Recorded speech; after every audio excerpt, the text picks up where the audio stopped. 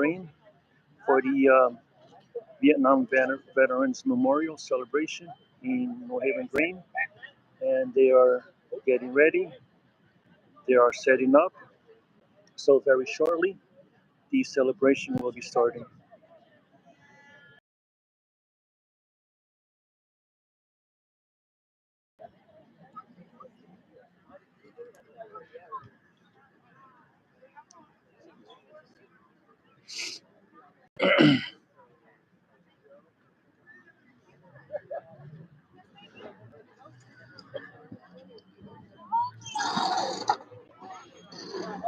Oh, they're gonna fix the flag, I think.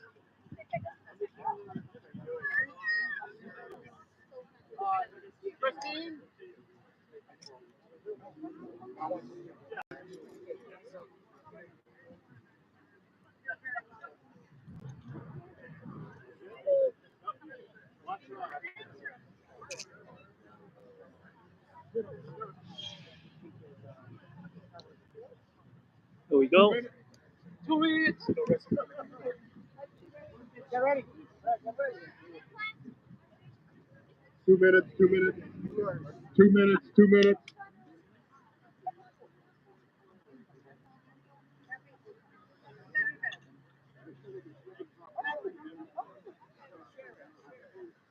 I got a pretty loud voice, my friend, okay? I mean, listen, these guys will tell you. Yes, we're there for that. Yes. Yeah. All right, Brian, you're quiet.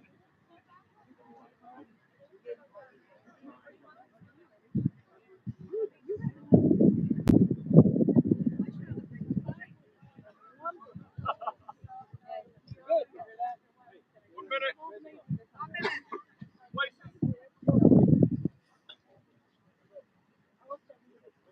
Places, places, 1 minute, 1 minute.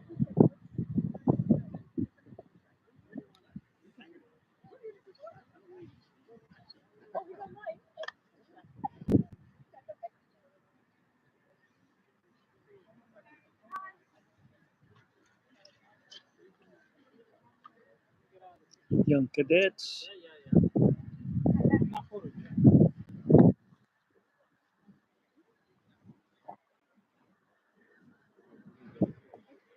Here we go.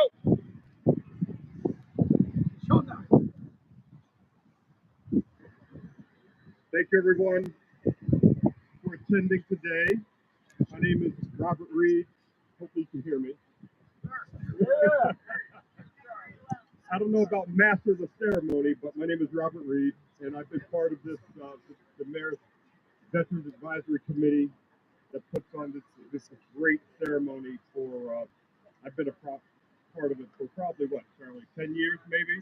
But we have people here, we have members that have been part of this ceremony for decades. So I'm privileged and honored to represent the mayor today. And with that, thank you again for attending.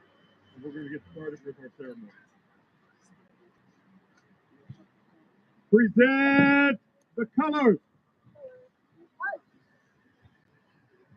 And salute.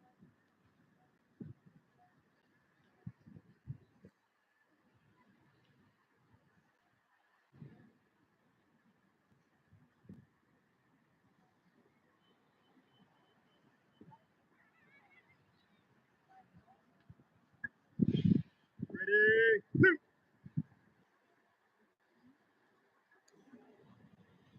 Today's invocation will be presented by Staff Sergeant Brittany Conroy.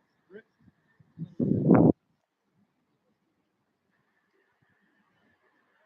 Good afternoon. Almighty God, who is called by many names, we thank you for this day, and we ask you to keep your blessings on our nation and all nations of this world. We thank you for the blessings you have given us, for us, and for our freedom. Today we gather here to acknowledge the true cost of freedom we enjoy here in this great nation. We remember our fallen brothers and sisters in all wars, and we ask that you grant them eternal peace and grant your peace upon their loved ones, family, and friends. Today, we must be grateful that although there is pain from loss, we are free, free to speak, to assemble, and to give thanks to the God who lives in all of our hearts and continues to bless us each day. May the peace of the Lord be with you all, now and forever. Amen.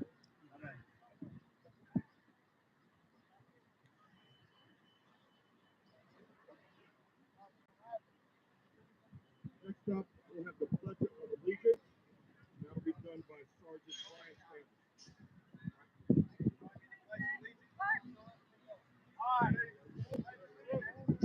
Flag, United States of America, to the republic, stands, one nation, under God, indivisible, liberty, and justice for all.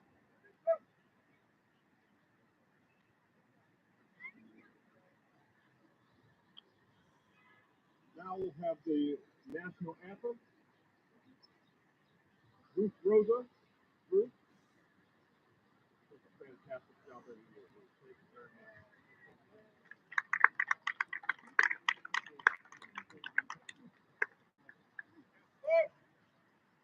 And you see by the dawn's early light what so proudly we hailed at the twilight's last gleaming, who brought joy and bright sunshine through the perilous fight. Oh, the ramparts we won were so gallantly stood, and the rocket's red blaze the bombs bursting in gave proof through the night that our flag was still there. Oh, save us that star-spangled banner yet waves.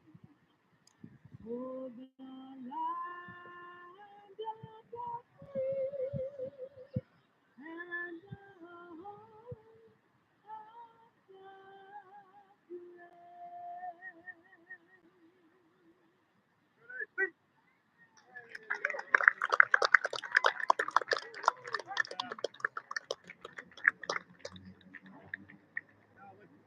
Now I'd like to bring up Frank Alvarado, who's the visiting senior senator.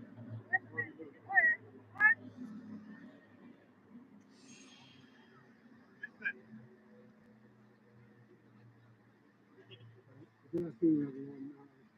As Robert said, my name is Frank Alvarado. I've got the privilege of being chairman of this small group for many years, and it's always an honor to do what I do, and I look forward to every year. Although I'm not living for it, I make it a point to come up for these events. So, having said that, it's my pleasure to introduce a gentleman who I've known for a long time.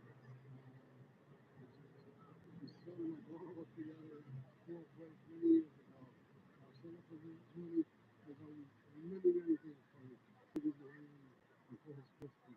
But most importantly, he's doing a lot for the veterans community and for the Department of Veterans Affairs. So, ladies and gentlemen, it's my pleasure to introduce our senior Senator Martin Rooney. So here.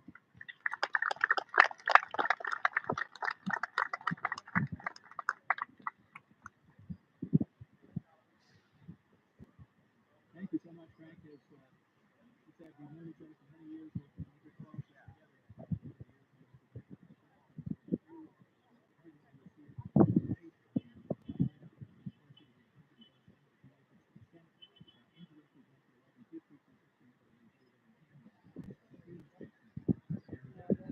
We are right now in the midst of our regular 5-year session. We'll be putting in many hours from now until June 4th to try to come up with a budget, which of course we're going to have to revise most likely when we find out what the full impact of the federal funds will be.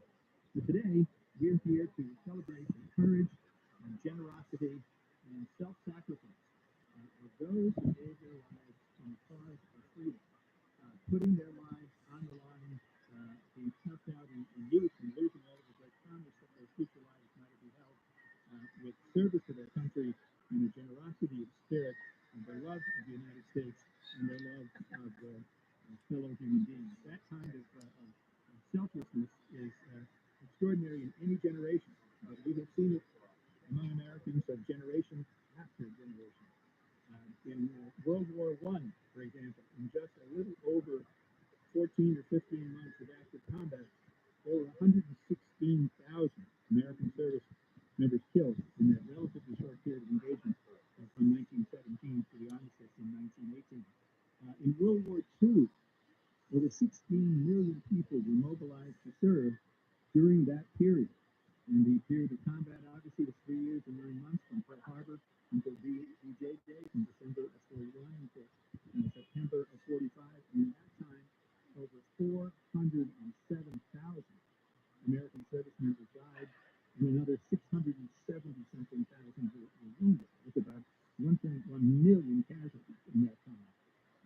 And that is an extraordinary thing to recognize the mobilization of society that went on during that time. The nation's population was only about 180 million or so at that time, and over 16 million served. And there was a great sense then of sacrifice both at home and support of those who were engaged abroad. One of the things that brought this home to me was when I was a young lawyer doing private cases. We would go deep into the vault of the New Haven Town Clerk's office, and there were these large cloth-bound ledgers that contained the land records for the city of New Haven, but they also contained discharge papers for returning veterans. And one of those huge, heavy bound ledgers covered the entire decade from 1930 to 1939. But there were ledgers of that size for every 3-month period, every quarter in 1945 and 1946. It gives us a sense of just the total mobilization of society during that time, the conversion of the civilian economy to a military economy, and how that was organized. Everyone was pulling in the same direction. And when President Roosevelt selected James Burns, who had been a U.S. Senator from South Carolina, and President Roosevelt had put him on the U.S. Supreme Court, and then he got him to leave the U.S. Supreme Court to become the director of conversion of the civilian economy to a wartime footing. And what that meant, I remember reading once where there were some German prisoners of war who were brought to the United States from the Midwest to work on farms under supervision during the war, while the farmers who owned those farms who worked on them were at war. And one of the German soldiers said, I knew that we were going to lose when I saw that the trains that we were traveling on as prisoners of war were better appointed than the trains that active service members were traveling on in Germany. It was just a sense of the capacity of America to outproduce everyone else and to support this war enterprise once it got on a full war footing. So that is the great capacity of America. Similarly, in Korea, 36,000 Americans died in just 3 years in Korea, and over 130,000 were wounded during that time. In the Vietnam War, over 58,000 were killed and 150,000 wounded over that lengthy period of time from the major engagements beginning in 1965 until the early 70s. More recently, in the Iraq War, nearly 4,500 people have been killed there, 32,000 wounded, and over 2,000 killed in Afghanistan, and over 18,000 wounded during that long period. So in each generation, we have had people come forward to be self-sacrificing, to be courageous, and to be generous. And I think right now we need to celebrate this more than ever at the municipal level and the state level. Because frankly, in my view, we are not seeing those values being practiced. No one there is putting self-sacrifice above everything else, and love for country above self-interest. That's not happening in this current administration. So it has to be done, and that witness has to continue to live here in New Haven.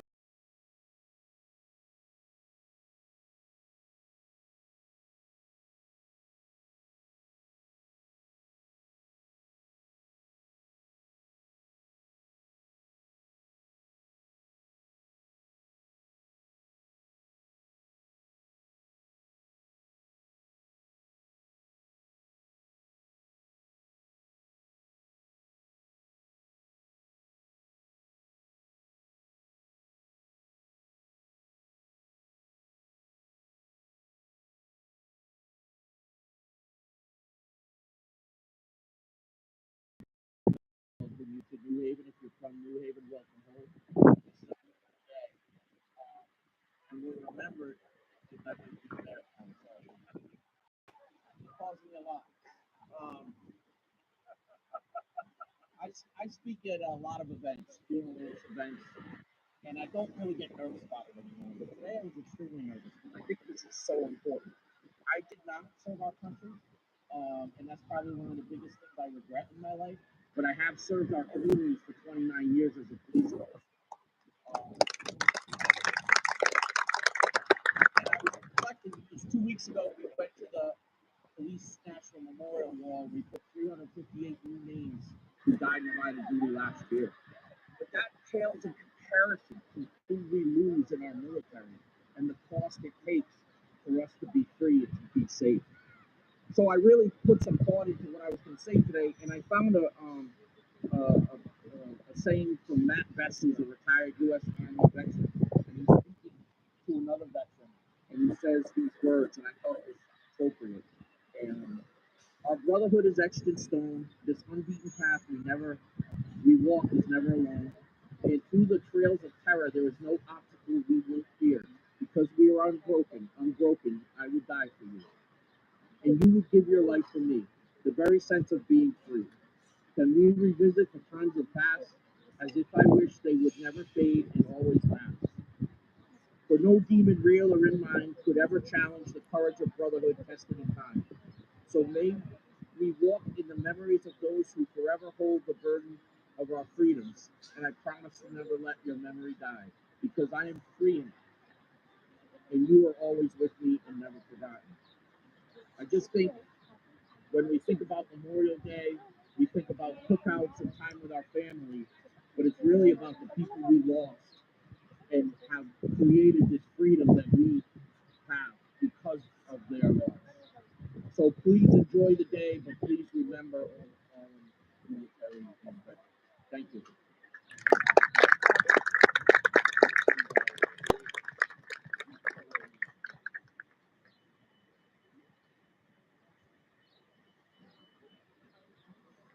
Next up, we're going to have our principal speaker. Now, I have to tell you a few things about this man. He's done a lot in his life. Joseph D. Danao II serves as Deputy Commissioner of the Connecticut Department of Veterans Affairs as of May 3rd, 2023. Deputy Commissioner Danao began his service with the Connecticut Department of Veterans Affairs in October 2015, serving as Executive Assistant to the Commissioner with duties as the Director of Operations and Projects. He's done a lot. Just listen to this. Deputy Commissioner Danao oversees approximately 250 employees dedicated to providing advocacy, healthcare, and burial services for Connecticut's more than 150,000 veterans and their families. During Deputy Commissioner Danao's tenure at the Connecticut Department of Veterans Affairs, he played key roles in facilitating significant infrastructure and program improvements throughout the 92-acre main campus in Rocky Hill and at the Middletown State Veterans Cemetery. Prior to his appointment, he served more than 33 years in the Connecticut Army National Guard in a variety of command and staff positions. Deputy Commissioner Danao deployed as the Kabul area officer in charge with the Afghanistan Engineering District North United States Army Corps of Engineers in support of Operation Enduring Freedom in 2010.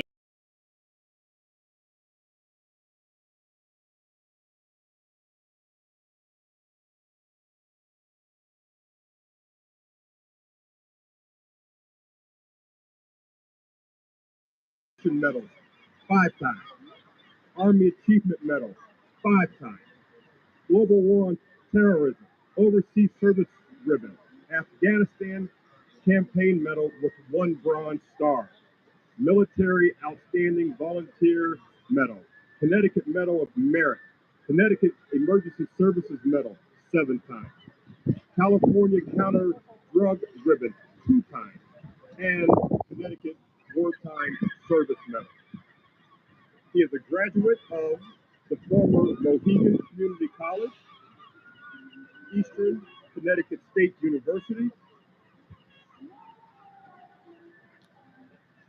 the University of New Haven, and Doctor of Education candidate with a specialization in healthcare executive leadership program at the University of St. Augustine. Deputy Commissioner Daneo is of Filipino descent. He is married to Sergeant Major retired Laura Daneo. His son is in the Connecticut Army National Guard, and his son-in-law is in the U.S. Navy stationed overseas.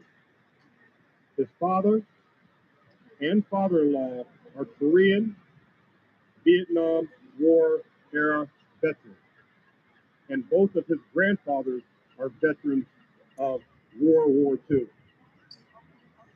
Please join me in welcoming Deputy Commissioner Lieutenant Colonel Joseph D. Daneo II.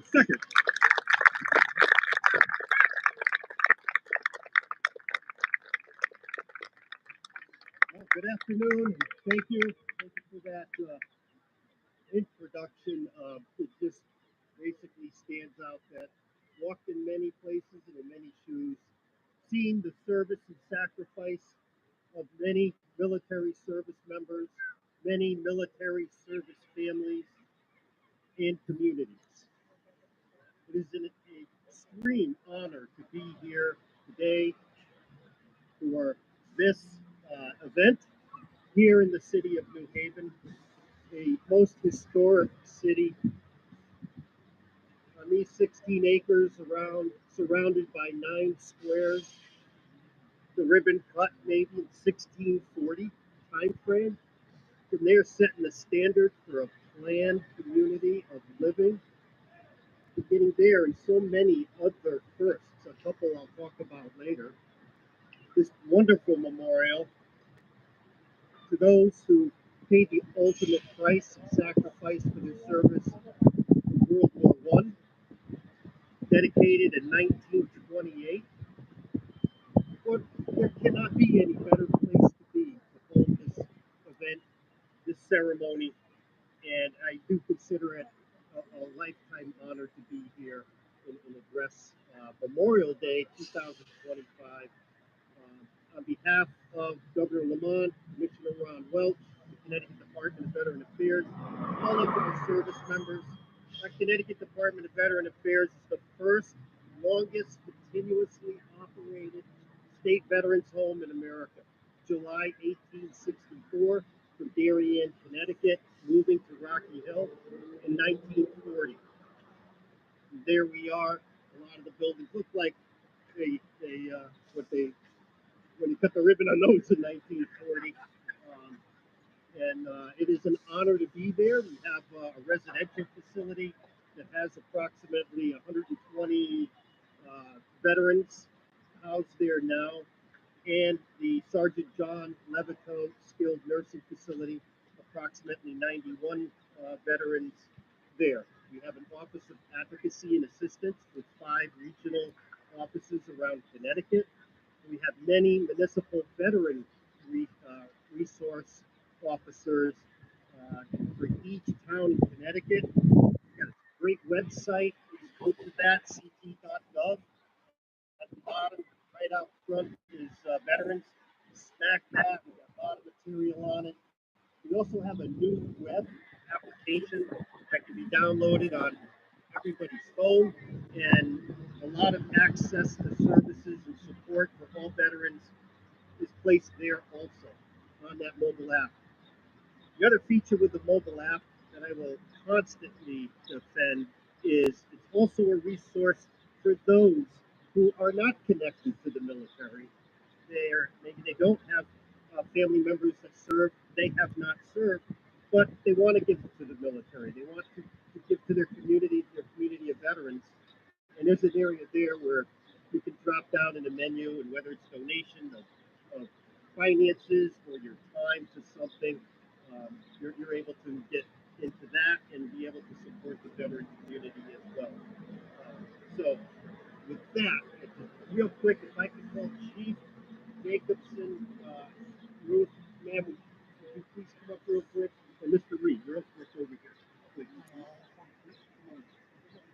So we got a, so obviously a lot of us in the military know we have a challenge coin.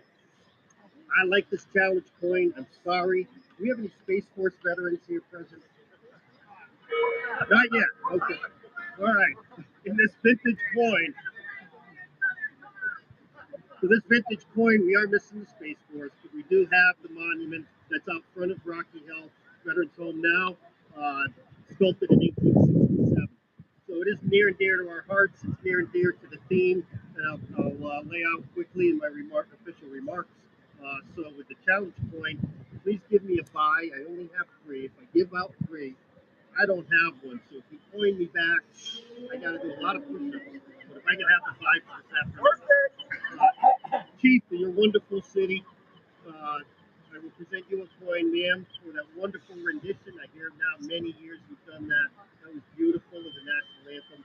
And Mr. Reed, on behalf of everyone who helped you to support and set this event up year after year, please accept the challenge coin.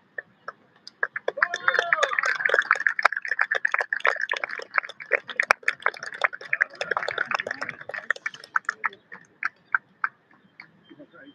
Thank you very much. So, Senator Looney, Chief, our distinguished guest service members, pointing out one of my battle buddies in the back there, Colonel Castellucci. Oh.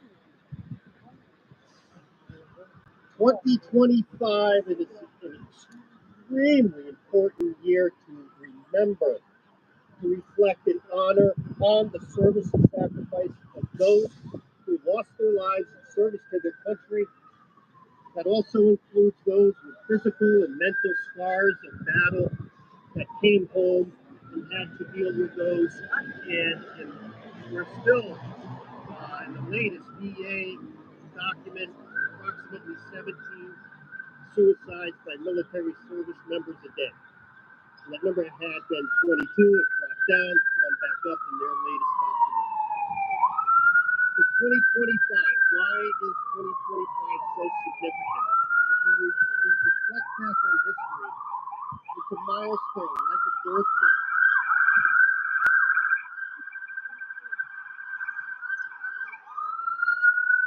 I'm an EMT, I appreciate it. I want to go run for it. Maybe they need help. Like any other milestone of anniversary and birthday, it's a reason to come together with one focus and stop what we're doing every day. And if that focus is a picnic, fine, in Memorial Day, where we will think about everyone who has paid the ultimate price for service to their nation. So 2025, we go back 250 years. April 19th, 1775, the shot heard around the world, the Battle of Lexington and Concord. A couple days later, one of the first out of New Haven, April 21st or 22nd, 1775, Powder House Day, where the city came together and Captain Benedict Arnold there convinced somebody to give him a lot of ammo and gunpowder. And north he marched into Cambridge, Massachusetts. That's 250 years ago. Now we go a little forward to June 14th, 1775. Who can tell me why that date's significant? Come on, Army folks. Not yet on the Marine Corps. It's the Army birthday. Thank you, sir. November 10th, 1775. All right, simplify okay, there you go. Significant time frame and milestones. Let's go 90 years forward. April 9th, 1865. Appomattox, where Ulysses Grant, General Lee came together after a few weeks of skirmishes, heavy battle action leading up to that moment for the surrender of the of the Confederate Army to Union forces, ending the American Civil War. Our walk through history and milestones that draw us close. Senator Looney mentioned some of the casualty counts during those battles, brings us to a very significant period. 80 years later, we can start that period on May 8, 1945 with VE Day, 80 years ago. We can go before May and look at the other theater, Okinawa, April 1945. April 1 to June 12, 1945. There's a monument in Okinawa to the all forces who paid the ultimate sacrifice to include civilians at that time. 242,000 plus people lost their lives in the battles over Okinawa at that time frame. So that set the piece to be able to launch forces forward, thinking of ground attack into Japan. Due to the events on August 6th and August 9th, 1945, with the atomic bombings, the ground force invasion of Japan wasn't necessary. 80 years ago. 70 years ago. The surrender of Japan, Tokyo Bay, to General MacArthur on the USS Missouri. So as things were winding down for World War II, setting up for what was going to be after that, looking into Vietnam, the French are taking over for Japan forces that are in that country. That country isn't really standing up on its own yet. So already the OSS, the precursor to the CIA, is on the ground in Vietnam. There's skirmishes there as well. Some bad things happen on each side. And a officer, raise your hand if you know this name, Lieutenant Colonel A. Peter Dewey. Lieutenant Colonel A. Peter Dewey, I consider a Connecticut veteran because he went to school here in New Haven at Yale University, born in Chicago, expert in French. So he goes over, he's doing some reconnaissance with the OSS. He's trying to also account for POWs from World War II that Japan had held, American POWs in that country, and securing their release. So he's coming back from the airport in his Jeep. September 26, 1945, Lieutenant Colonel Dewey is killed in action. His captain driving the Jeep survives. Lieutenant Colonel Dewey does not. Lieutenant Colonel Dewey is the first U.S. KIA in Vietnam. September 26, 1945. Then we go through our march in time a few more times to reflect back on the service and sacrifice of our military. 1955, Southeast Asia Treaty Organization stood up, and by November 1, Military Advisory Group, MAAG, Vietnam, stood up. On November 1, 1955, that's when the wall date now begins. And the wall, Vietnam wall with 58,220 names on it, started November 1st, 1955 with that action. French out and America in directly supporting South Vietnam. Next significant date, 1965. In March of 1965, the first battalion-sized unit, Marines, land at Da Nang. On my birthday, or about there, on May 5th, 1965, the 173rd Airborne Brigade occupies Vietnam with subsequent brigades that came in. Now, the services and sacrifices in Vietnam are really ramping up. November 12th to the 17th, LZ X-Ray, LZ Albany, Hyatt Red. We were soldiers once and young, and movie on the outcome, looking back at that history. The first time that helicopters are used in assault and medevac together. The B-52 Super Fortress, our Air Force folks, close air support for the first time, 1965. 60 years ago.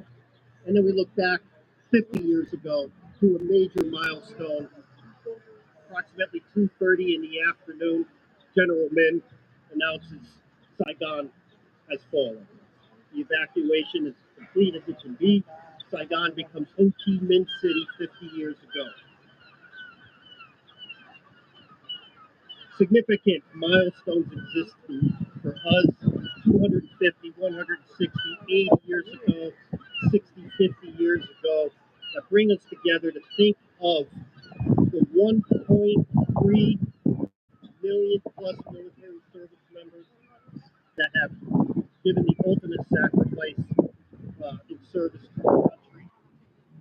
In reflection, we honor them, we honor each one of them, we honor the Gold Star families that will never know what the end of missing their loved one and suffrage is over their loss.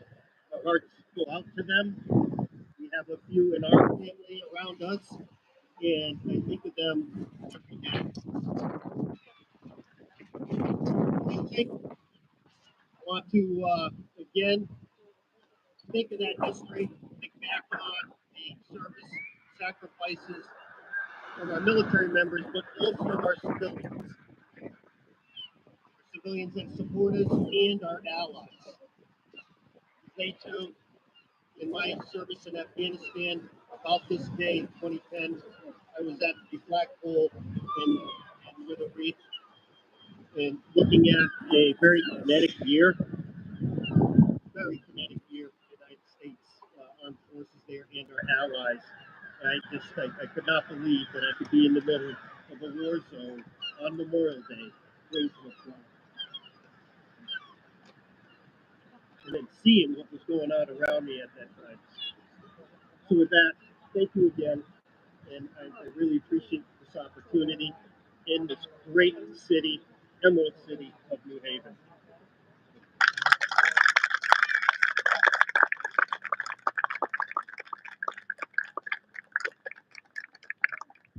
Fantastic. I'll call up Britt and Cliff, take your positions, please.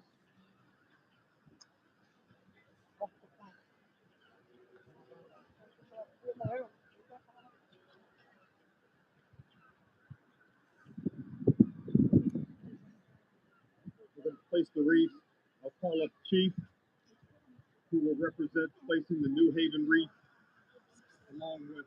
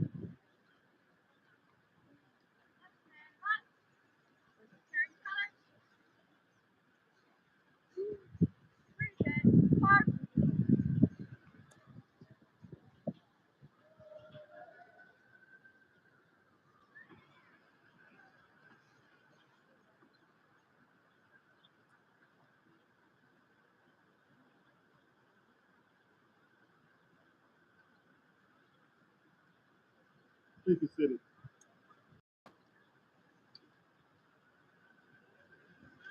I'm going to call up Corporal James Namoon, who I've probably pronouncing his last name for 10 years, but he knows it. For the benediction. Uncovered. As I pray in my faith, I ask you to please join me in yours. In the name of the Father, Son, Holy Spirit. Our Heavenly Father, we ask for your blessing as we part this day. As you have graciously preserved our nation through the years and have led us in wondrous ways, grant that we may be worthy of such blessings. Make us reverent in the use of freedom, just in the exercise of power, and generous in the protection of weakness. We ask you to inspire the men and women who direct our nation, that they may guide it wisely and well. Grant them and us all in our duties your help, in all perplexities your counsel, in all danger your protection, and in all sorrow your peace. Amen. You cover?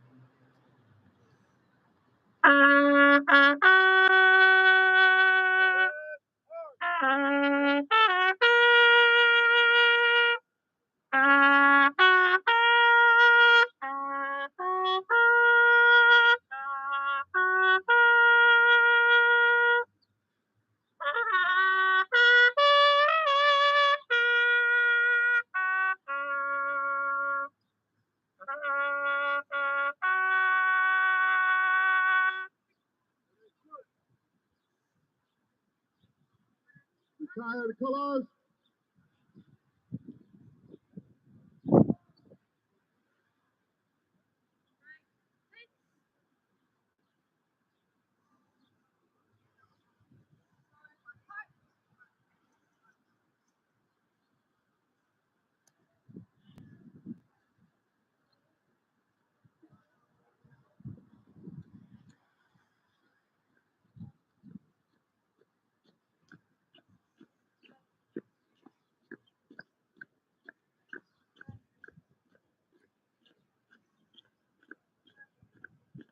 I want to thank the members of the Connecticut Minuteman Composite Squadron of the Civil Air Patrol. The young people did a fantastic job.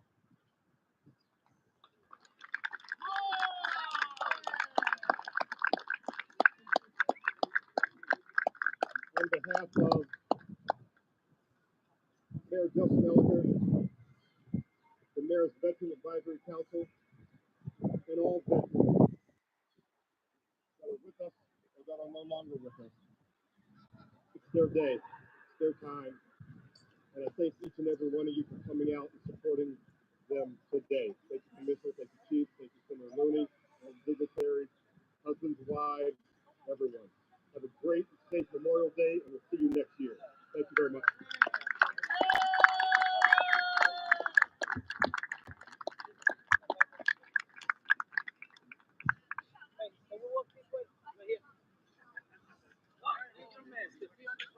Very nicely done. You guys look amazing.